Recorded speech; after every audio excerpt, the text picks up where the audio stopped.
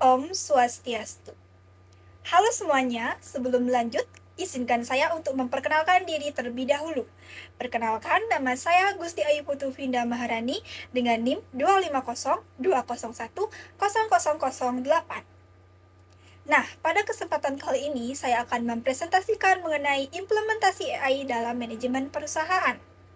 Nah, di sini saya akan menjelaskan mengenai apa itu AI dalam manajemen perusahaan.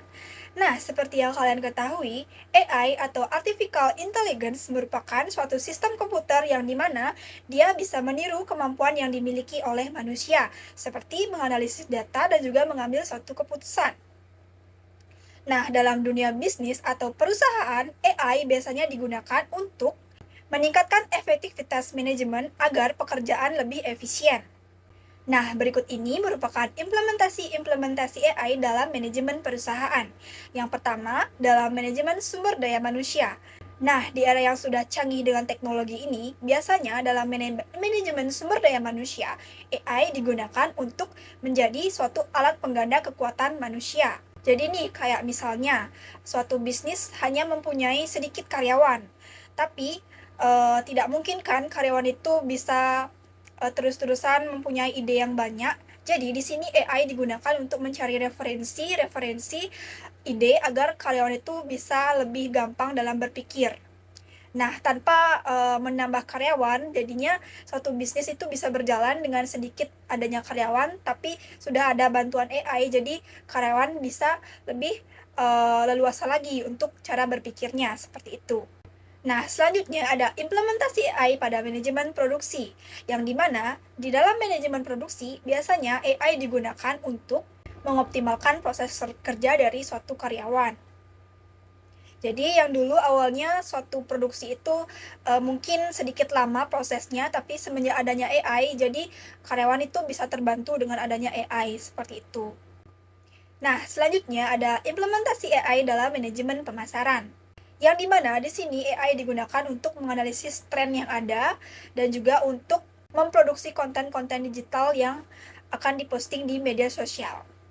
Nah, yang dimana nantinya akan membentuk suatu brand image dari suatu perusahaan atau bisnis. Nah, selanjutnya ada implementasi AI dalam manajemen rantai pasokan. Yang dimana di sini biasanya AI digunakan untuk mengoptimalkan bahan baku yang akan digunakan oleh suatu perusahaan atau bisnis untuk memproduksi barang maupun jasa. Nah, selanjutnya ada risiko keamanan cyber dan juga keamanan digital dari suatu perusahaan, yang dimana di sini memungkinkan terjadinya kebocoran data, serangan dari hacker dan lain sebagainya. Jadi suatu bisnis maupun perusahaan di sini harus lebih berhati-hati lagi menjaga keamanan akunnya agar tidak sampai terjadinya hal-hal yang tidak diinginkan.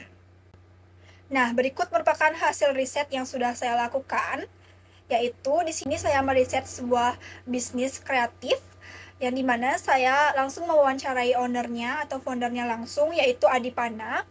Nah, di sini bisnis dari Adipa Kreatif merupakan bisnis yang bergerak di dalam dokumentasi seperti fotografi dan juga videografi. Selain itu, bisnis ini juga bergerak di dalam bidang sosial media manajemen dan juga pembuatan website. Namun, yang lebih ditonjolkan dalam bisnis ini yaitu di bagian dokumentasi dan juga sosial media manajemennya.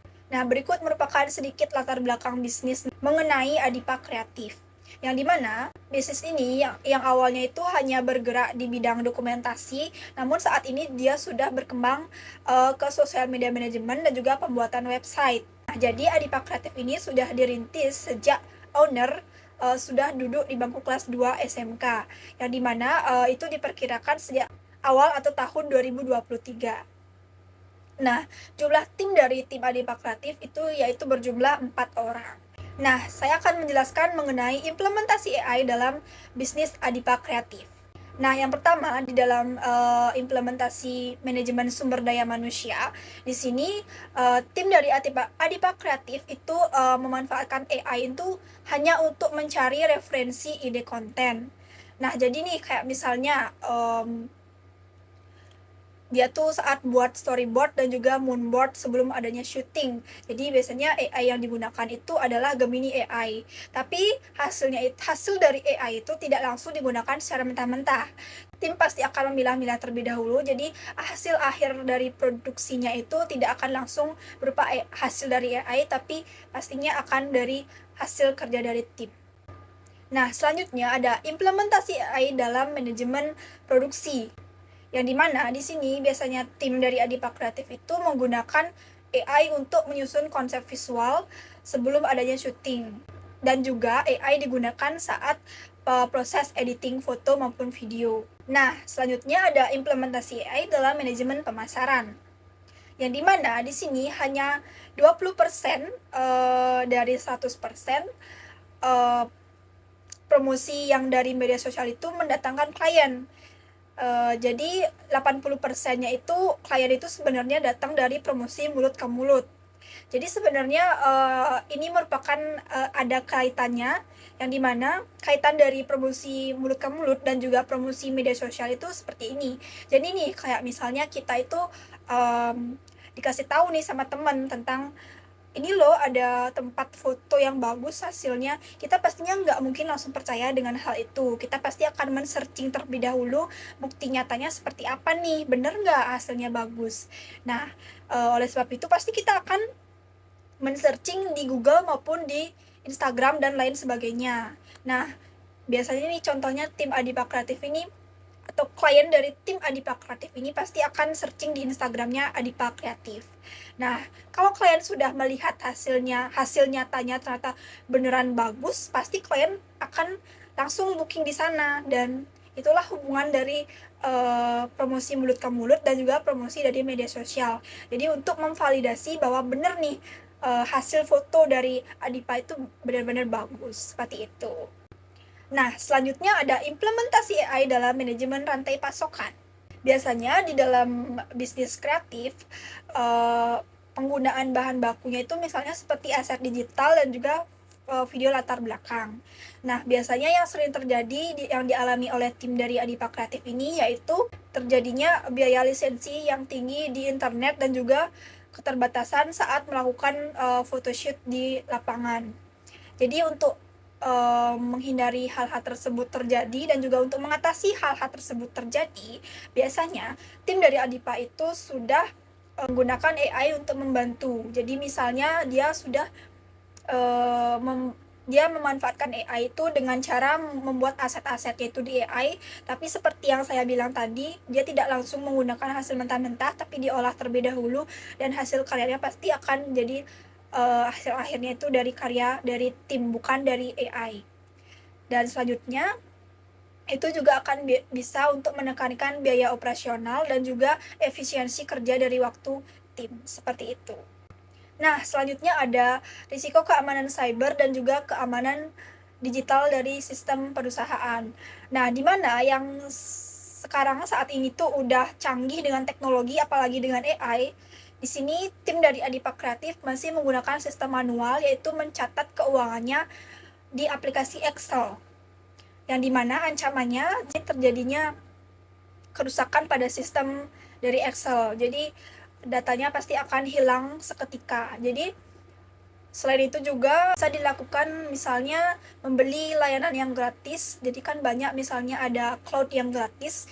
Jadi saya sarankan menggunakan itu. Nah, saat awal-awal memang gratis, tapi mungkin kedepannya akan berbayar. Tapi setidaknya dengan hal itu bisa mencegah terjadinya kebocoran file-file yang disimpan secara online itu. Jadi kita bisa menggunakan yang namanya sistem cloud agar data atau filenya itu tetap aman disimpan di sana. Itu saran dari saya. Kesimpulan yang bisa saya dapatkan dari hasil presentasi saya kali ini yaitu tim dari Adipa Kreatif memang sudah sukses menggunakan AI dalam bisnisnya, namun dia masih menggunakan sistem yang manual seperti menggunakan Excel dalam mencatat keuangannya.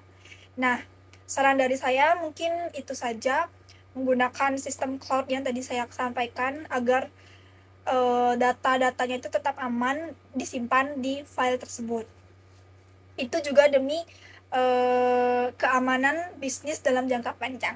Nah, berikut merupakan dokumentasi wawancara saat saya mewawancara dengan Adipana selaku owner dari bisnis Adipa Kreatif, dan juga saya melakukan wawancara dengan teman saya yang kebetulan satu materi dengan saya. Nah, sekian presentasi yang bisa saya sampaikan. Saya mohon maaf jika ada kekurangan dan juga kesalahan dalam video presentasi saya. Terima kasih sudah menonton sampai akhir.